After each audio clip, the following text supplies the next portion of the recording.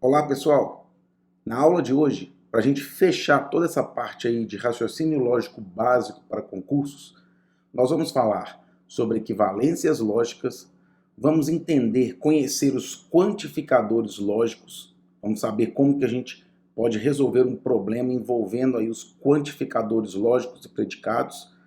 Vamos também falar sobre diagramas lógicos, como que a gente pode desenvolver, como que a gente pode desenrolar um problema utilizando esses diagramas lógicos. E para finalizar, nós vamos falar sobre lógica proposicional ou lógica da argumentação. Uma boa aula para vocês.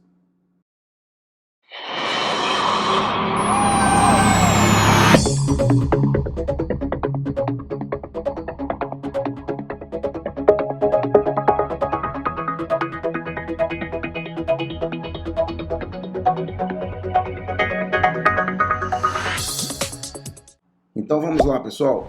Vamos começar a aula de hoje aí com uma revisão do que a gente viu na aula passada, sobre tabelas verdades. A gente não vai precisar de decorar toda aquela tabela, mas basta a gente saber o quê? Basta a gente conhecer essa tabuada lógica. É um mapa mental rápido, englobando todas as tabelas verdades. Olha lá. Se o meu conectivo for E, ou seja, se a minha proposição composta for uma conjunção, se todas as proposições forem verdadeiras, a minha conjunção vai ser verdadeira. Agora, se o meu conectivo for ou seja, a minha proposição composta for uma disjunção, se todas as proposições forem falsas, a minha disjunção vai ser falsa. Do contrário, tudo verdadeiro. Se o conectivo for ou seja, uma disjunção exclusiva, se as proposições forem iguais, a minha proposição, o valor lógico da minha proposição vai ser falso. Se forem diferentes, será verdadeiro. Se eu tiver o se então, o meu conectivo for o se então, uma proposição condicional, se a primeira proposição for verdadeira e a segunda for falsa, a minha proposição composta vai ter um valor lógico falso. É só eu lembrar de vai, fugir, foge. Primeira verdadeiro, segunda falsa, a minha proposição vai ter um valor lógico falso. Do contrário, será tudo verdadeiro. Agora, se o meu conectivo for o se somente se, o que vai acontecer? Se as minhas proposições forem iguais, ou seja, verdade, verdade, ou falsidade, falsidade, a minha proposição vai ter um valor lógico verdade. Porém, se forem diferentes, a primeira é verdade e a segunda falsa, ou a primeira é falsa e a segunda é verdade, a minha proposição composta vai ter um valor lógico falso, caso for se, somente se. Tranquilo, pessoal? Essa tabelinha lógica é interessante já na hora da prova. Se eu perceber que vai ter uma questão que envolve as proposições, que envolve a análise de proposições, que envolve aí os conectivos lógicos, eu já vou escrever rapidinho lá no cantinho essa tabuada lógica. Beleza? Então essa tabuada lógica é importante a gente saber. Então vamos falar de equivalências lógicas. Olha lá. O que a gente tem que ter atenção? Duas proposições vão ser equivalentes quando elas possuírem a mesma tabela verdade. Então, o que significa isso? Olha lá. Existem algumas equivalências lógicas que são notáveis. E estas a gente precisa saber para fazer prova. Caso então eu tenha aí uma equivalência formada por uma proposição se então, ou seja, se ela for condicional, o que nós vamos fazer? Olha lá. Primeira equivalência lógica da se então. A gente vai precisar de negar tudo e inverter. Ou eu posso ter uma outra equivalência lógica. Eu vou negar a primeira, colocar o conectivo ou e manter a segunda proposição. Vamos entender melhor como que fica isso daí. Olha lá, vamos ver um exemplo. Se Reinaldo é atleticano, então Tostão é cruzeirense. A primeira proposição equivalente a esta, como que eu tenho que comportar? Eu vou negar tudo e inverter. O que é negar tudo e inverter? Reinaldo é atleticano, nega isso. Reinaldo não é atleticano. Tostão é cruzeirense. Nega isso. Tostão não é cruzeirense. E inverte. O que é inverter? A proposição que está vindo primeiro vai passar a ser a última, e a proposição que é a última, a segunda proposição, vai passar a ser a primeira. Olha lá. Se Tostão não é cruzeirense, então Reinaldo não é atleticano. Percebam bem, eu neguei as duas proposições e inverti a primeira com a segunda e a segunda com a primeira. Qual que vai ser uma segunda equivalente lógica a esta? Olha lá, eu nego a primeira, coloco o conectivo ou e mantenho a segunda. Como que vai ficar então? Ó, negar a primeira, Reinaldo é atleticano, vira o quê? Reinaldo não é atleticano. Coloco o conectivo ou e mantenho a segunda proposição, Tostão é cruzeirense. Então, qual que vai ser a equivalente lógica à primeira? Reinaldo não é atleticano ou Tostão é cruzeirense. Vejam bem aí essa atividade, né? Uma questão passada aí, ó, uma questão fresquinha desse ano ainda. Durante uma reunião pedagógica com a equipe de matemática, o coordenador fez a seguinte declaração dirigindo-se aos professores. Se 3 é divisor de 9, então 2 mais 5 é igual a 6. Essa declaração é logicamente equivalente a qual afirmação? Letra A. Se 3 não é divisor de 9, então 2 mais 5 é diferente de 6. Letra B. Se 3 é divisor de 9, então 2 mais 5 é diferente de 6. Letra C. Se 2 mais 5 é igual a 6, então 3 é divisor de 9. Letra D. Se 2 mais 5 é diferente de 6, então 3 não é divisor de 9. Ou letra E. Se 2 mais 5 é igual a 6, então 3 não é divisor de 9. Percebam que todas iniciam por si. Então, o que a gente aprendeu agora há pouco? Que eu posso transformar uma condicional de duas formas, né? Eu posso ter duas equivalências lógicas a ela. Uma com o próprio se então, e uma que vai ter o quê? Eu vou trocar a condicional pelo conectivo ou. Se eu estou percebendo que todas começam com si, eu estou pegando o quê? A primeira equivalência. Eu nego tudo e inverto. Então, olha bem, se 3 é divisor de 9, eu tenho que negar isso. Se 3 não é divisor de 9. E 2 mais 5 é igual a 6. Negar isso, o que é isso? 2 mais 5 é diferente de 6. Então lembra do seguinte, além de negar tudo, eu tenho que inverter. Então, quem que vai passar para frente? A negação de 2 mais 5 é igual a 6. Aonde que está essa alternativa? Olha lá, olha a alternativa D. Se 2 mais 5 é diferente de 6, então 3 não é divisor de 9. Eu neguei tudo e inverti. Essa é a equivalência lógica à primeira. Quantificadores lógicos e predicados. Vamos ver. O que são quantificadores? Os quantificadores, pessoal, eles vão traduzir uma ideia de universalidade ou de particularidade. Ou vai ser um todo, vai dar uma ideia do todo, ou a ideia de único, uma particularidade. E os predicados? Os predicados vão ser propriedades ou qualidades atribuídas a alguns elementos dentro de um determinado conjunto. Conjunto esse que eu vou chamar o quê? Eu vou determinar de conjunto universo. Quais são os quantificadores universais? Todo e nenhum. A simbologia de todo é essa que está entre os parênteses. E os quantificadores existenciais? Existe, pelo menos um, algum. E a simbologia de existe? Esse é invertido aí dentro dos parênteses. E um outro quantificador existencial também é o nem todo. Tudo bem, pessoal? Agora, atenção. Olha lá. Os quantificadores universais, todo dá uma ideia de positividade. Nenhum de negatividade. Quantificadores existenciais. Existe, pelo menos um, e algum dá uma ideia de positividade. E nem todo dá uma ideia de negatividade. Agora, o que a gente tem que prestar atenção? Quando pedir para negar uma proposição que tenha um quantificador, eu tenho que prestar atenção nisso daí. Se o meu quantificador for universal, quando eu negar a proposição, eu tenho que trocá-la por um quantificador existencial. E vice-versa. Se o meu quantificador for existencial e eu preciso negar a minha proposição, Eu mudo o quantificador existencial por um quantificador universal. Vamos ver exemplos aí para a gente entender. Olha lá. Vamos negar as proposições abaixo. Primeira proposição: todo animal é feroz. Ideia positiva, como um todo, né? Todo animal é feroz. Como que eu nego essa frase? Pessoal, fiquem atentos. A primeira ideia para quem não está assistindo essa aula, negar isso daí vai pensar o seguinte, ó, todo animal é feroz. Ah, nenhum animal é feroz. Não posso fazer isso. Por quê? Porque todo e nenhum são quantificadores universais. E toda vez que eu nego uma proposição que envolve quantificadores universais, eu tenho que trocá-los por existencial.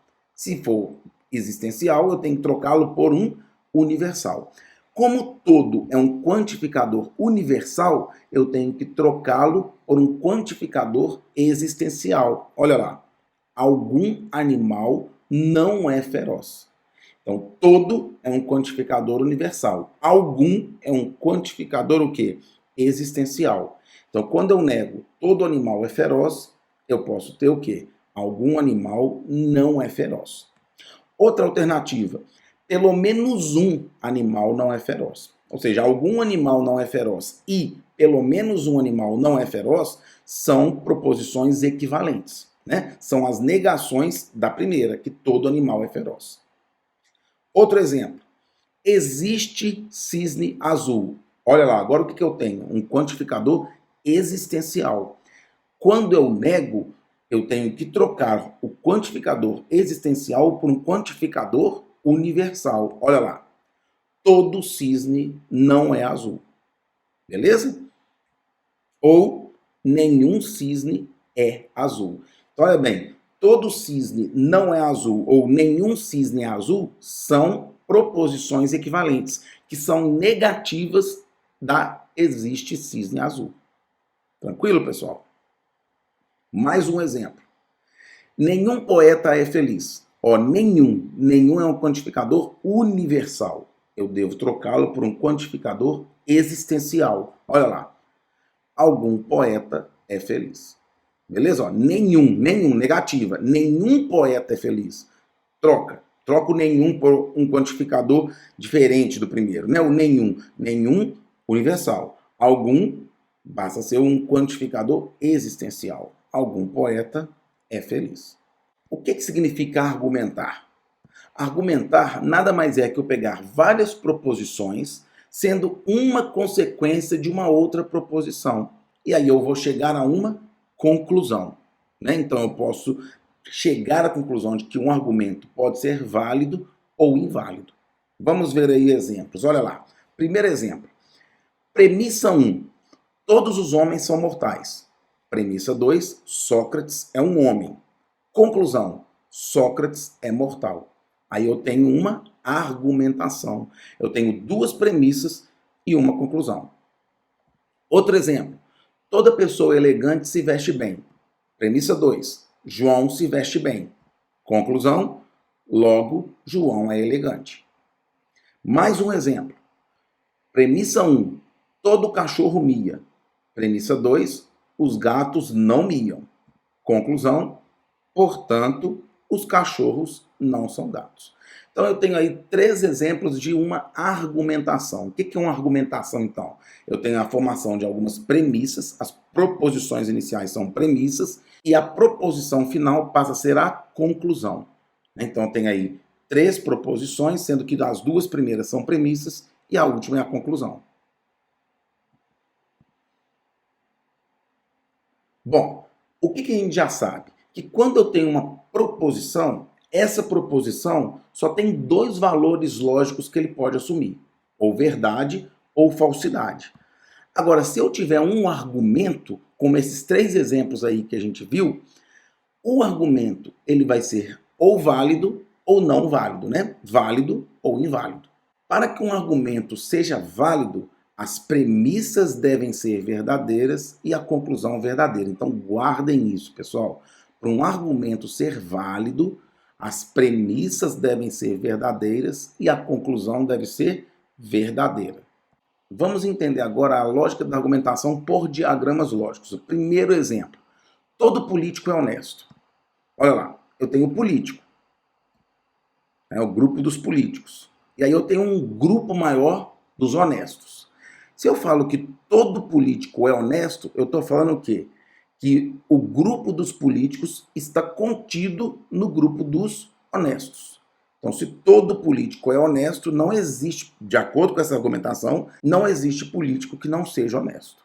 Beleza? Porque todo político é honesto. É uma inclusão, né? É uma ideia de inclusão. Um outro exemplo. Algum político é honesto. Olha lá. Se eu falo que algum político é honesto, agora eu vou ter uma ideia de conjunção, de interseção. Olha lá. Algum político é honesto. O que eu quero dizer com isso? Que existem políticos que são honestos, mas existem políticos que não são honestos, né? Os que estiverem aí nessa interseção, nessa região cinza aí, são políticos honestos. Outro exemplo. Nenhum político é honesto. Olha lá. O grupo dos políticos e o grupo dos honestos. Eu tenho aí uma ideia de quê? De não interseção, de exclusão, né? Quando eu falo que nenhum político é honesto, não existe político honesto, né? Então dá uma ideia de quê? De exclusão.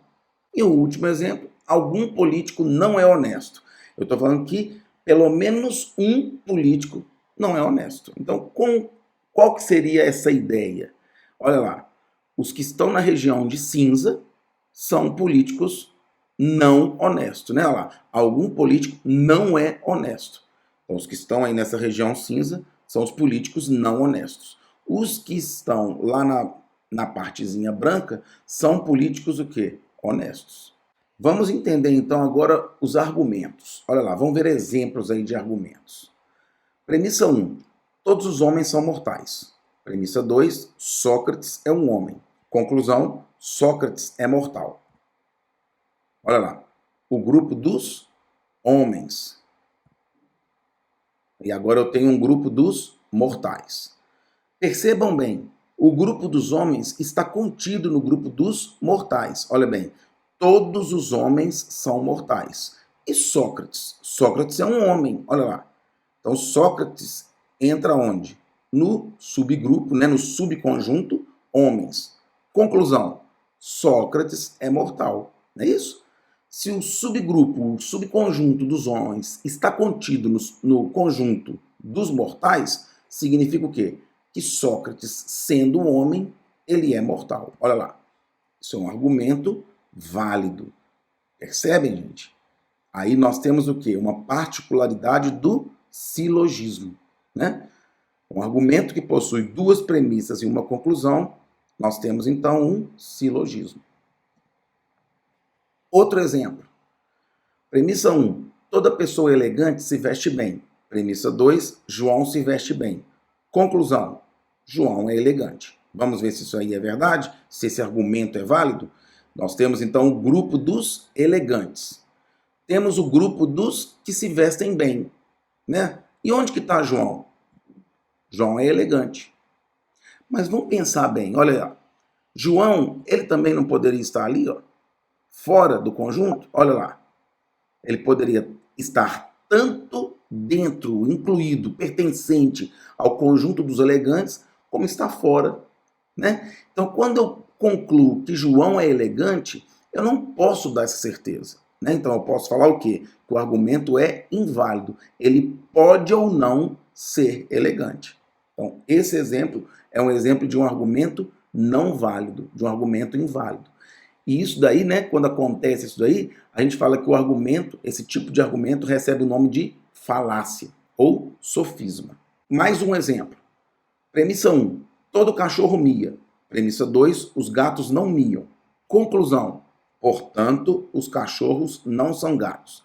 Vamos verificar se esse argumento aí é válido ou inválido. Olha lá. Todo cachorro mia. Então, eu tenho o grupo dos cachorros. Aí eu tenho também o grupo dos que miam, né, dos animais que miam. Aí eu falo o seguinte, os gatos não miam. Olha onde está o grupo dos gatos. Olha lá. Percebem? O conjunto dos gatos não está contido nem no grupo dos cachorros, nem dos que miam. Né? Porque eu falei que os gatos não miam. Então eu posso concluir o quê? Que os cachorros não são gatos. o argumento é válido. Olha lá, vamos ver essa questão aí, ó.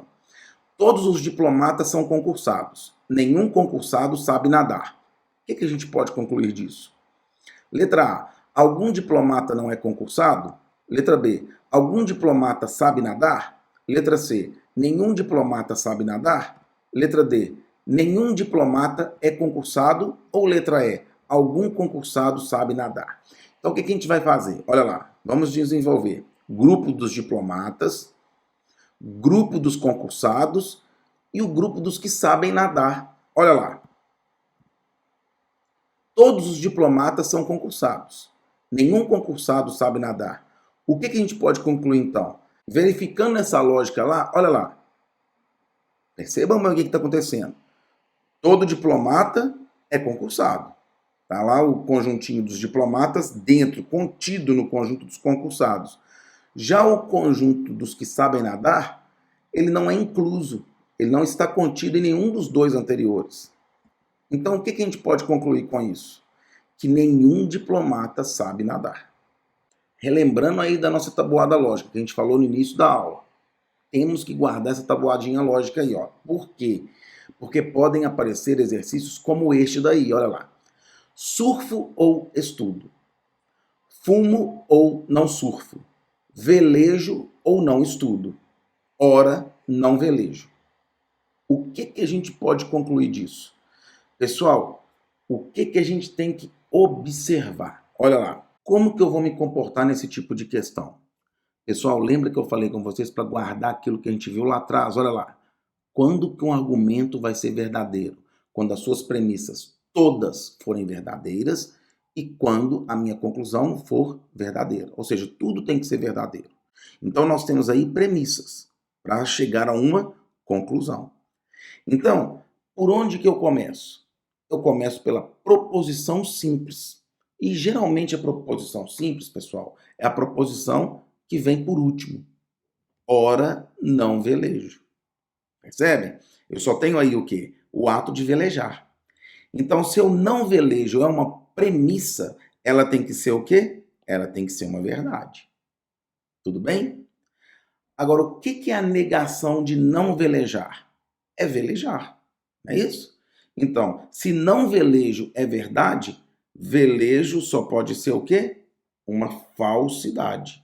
Não é isso? Uma falsidade. E o que nós temos aí nessa proposição? O conectivo ou, velejo ou não estudo. O que tem que acontecer com o não estudo para essa premissa ser verdadeira, se eu tenho um conectivo ou? Se não estudar for falso, falso ou falso dá falso. Então, pelo menos uma tem que ser verdadeira para a minha proposição, que tem o conectivo ou, ser verdadeira. Então, não estudo tem que ser o quê? Tem que ser verdadeiro. Então, aonde que eu tenho estudo? Ó, lá na primeira, ó, surfo ou estudo. Se eu considerei que não estudo é verdade, então estudo tem que ser uma negação, né? Tem que ser falsidade. E aí, o que nós temos aí de novo? Uma premissa que é uma proposição composta. Surfo ou estudo. Então, o ato de surfar tem que ser o quê? Você tem um conectivo ou aqui. Para surfo ou estudo ser verdade, sabendo que o estudo já é falsidade, então surfar tem que ser o quê? Tem que ser verdadeiro. É para essa minha proposição composta ser verdadeiro. Então, onde que eu tenho surfar? Na segunda proposição, olha lá, não surfo. Se surfo lá da primeira proposição é verdade, não surfo só pode ser o quê? A negação de surfar, que é falso. Então, ao conectivo ou de novo aí, fumar tem que ser verdade. O que então a gente pode concluir? Estudo e fumo? Não, estudo é falso, olha lá. E fumo? Fumo é verdade, ok. Mas as duas têm que ser, né? Estudo já é falso. Não fumo e surfo. Vamos ver. Fumar é verdade, já não é. Não velejo e não fumo. Não velejo, ok, verdade. Não fumo. Fumo é verdade. Então não é. Letra D. Estudo. Olha lá. Estudo é falso. Então não pode ser. E a letra E? Só sobrou a letra E. Fumo. Fumo. Verdade. E surfo. Surfo, verdade. Então só pode ser a letra E. Questão 2. Se sou violento, então gosto de moqueca. Se não sou brasileiro, então não gosto de moqueca. Não sou brasileiro. Logo, lembrando, mesma coisa. Premissas devem ser verdadeiras para a conclusão ser verdadeira, para o meu argumento ser um argumento válido. Não sou brasileiro. Vou adotar como verdade, porque minhas premissas têm que ser verdadeiras. Né? Onde que eu tenho que o não sou brasileiro? Aqui de novo. Então é verdade. Só que agora eu tenho o quê? O se então é a tabela da condicional. Do que eu vou lembrar? Vera Fischer foge. Olha bem, se a minha primeira premissa for verdade e a segunda for falsidade, a minha condicional vai ser falsidade. Então ela para mim não serve. Então o que tem que acontecer? Nunca pode acontecer da primeira ser verdade e a segunda ser falsidade. Né? Eu posso ter falsidade primeiro e verdade depois? Posso. Né? Porque essa é a única linha da minha tabela verdade, da condicional, que me dá o quê? Uma condicional falsa. Então, olha bem, se não sou brasileiro já é verdade, consequentemente, não gostar de moqueca não pode ser falsidade. Por quê? A Vera Fischer foge. Se ela for falsidade, a primeira já é verdade, não sou brasileiro. Não gosto de moqueca. Se for falsidade, a minha premissa vai ser falsa. Isso não pode acontecer na argumentação. Né? O meu argumento, para ser válido, todas as premissas têm que ser verdadeiras. Então, não gostar de moqueca tem que ser o quê? Uma verdade. Ok? E aí, o que eu tenho lá depois? Um outro se então. E eu tenho o que aqui? Gosto de moqueca. Se lá embaixo eu falei na premissa 2 que não gostar de moqueca é verdade, então gostar de moqueca é o quê? Uma falsidade. Agora atenção, ser violento, sou violento. Se for verdade, olha lá, o Vera Fischer falso, ou vai fugir, foge. Não pode, né? A minha premissa tem que ser verdade. Então ser violento, né, vão apagar, ser violento tem que ser uma falsidade. Ok? Então o que a gente pode concluir? Sou brasileiro? Não, eu não sou brasileiro, verdade, olha lá. Não sou violento? Olha lá, se ser violento é falsidade, então, correto, eu não sou violento. Né? Então a resposta certa é a letra B. Espero que vocês tenham gostado desse curso. Qualquer dúvida, estou à disposição de vocês. Esse conteúdo aí foi especialmente para os colegas professores aí que vão prestar o concurso da Secretaria de Estado de Educação de Minas Gerais. Um grande abraço para vocês e até o próximo curso.